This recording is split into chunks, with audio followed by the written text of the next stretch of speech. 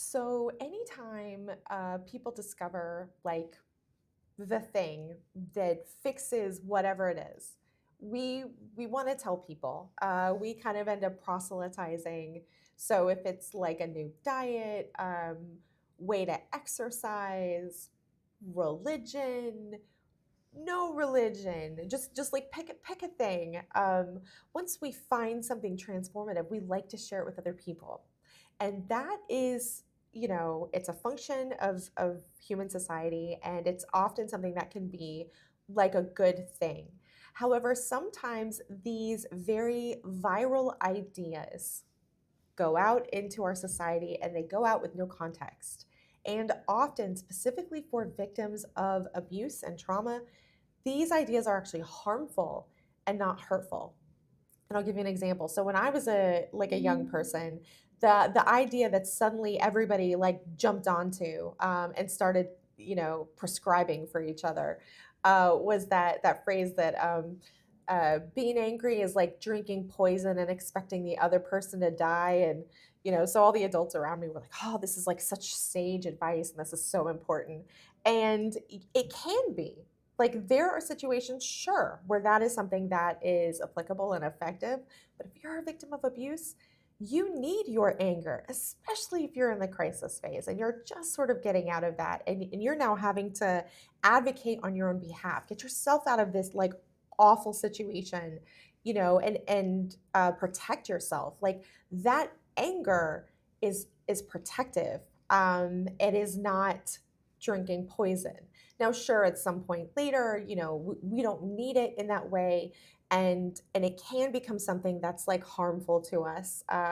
But to just sort of generally prescribe this belief to people and then treat people who aren't enacting it the way you think they should be, especially if they're victims of abuse, is so incredibly harmful, re-traumatizing, and it's minimizing someone's like actual experience of being physically or emotionally, psychologically abused and harmed.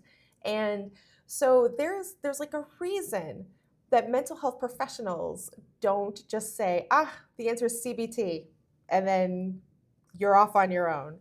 There's it's important for these things that we learn to be in context of who we are and our specific experience that we've had in our lives. And we want to be talking to somebody who knows more about it than, "Oh, I've heard it on TV or on the internet, or from this other person that I heard it from." um, you know we kind of go through these cycles where everyone gets really excited about a modality, and then you know once you're into it, the I don't want to say cracks, because it's a tool for a specific thing, and it may not be a tool for a different specific thing. So for example, something that's like CBT oriented, which is the cognitive behavioral therapy approach, for somebody who's holding a lot of the trauma in their body, they may need a more somatic approach. They may need a body approach. And so or you might be needing to use multiple of these approaches.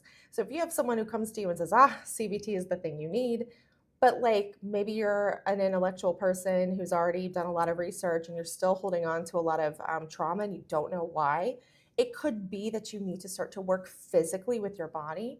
Or somebody might need help interrupting like the cycling thoughts, the rumination, and the PTSD of their trauma. And so like EMDR might be a therapy that would be helpful for them. Usually you see it recommended online. um, Not EMDR specifically, but a function to interrupt the rumination, as like playing Tetris, like a puzzle-based visual game, um, as you're recalling the experiences, or to replace the experience in your mind. But anyway, my point is, so we learn a thing, and then we go out and we proselytize and we tell people, "Okay, like this is it. This is what you need. This will heal you." And we're all different people, and we're all in different places in terms of our experience with what has happened to us, and very specifically, if we are in the middle of dealing with someone who's abusive. We're in the middle of being harmed. The last thing we need to be thinking about is like if our feelings are harming us. Like our feelings are giving us information that we need. Anger gives you information you need. Depression gives you information you need. And they can also be your stress response, your default stress response, your fight or flight. So it's like fight, flight, fawn, freeze. I think hysterical laughter is another one. But just sort of in general, when you see somebody recommending these things as if it's like this is the holy grail of what's going to fix you or how you should think and be, just just remember like we are wired to want to share things with each other, and that can be a good thing, but also this person doesn't know you, they don't know your experience, and so they don't get to come and tell you this is the thing. They can certainly offer it, but like I gave with the early example of the anger being like drinking poison, like oh my gosh, such a dick move. Anyway, I hope this makes sense, and I'll talk to you next time.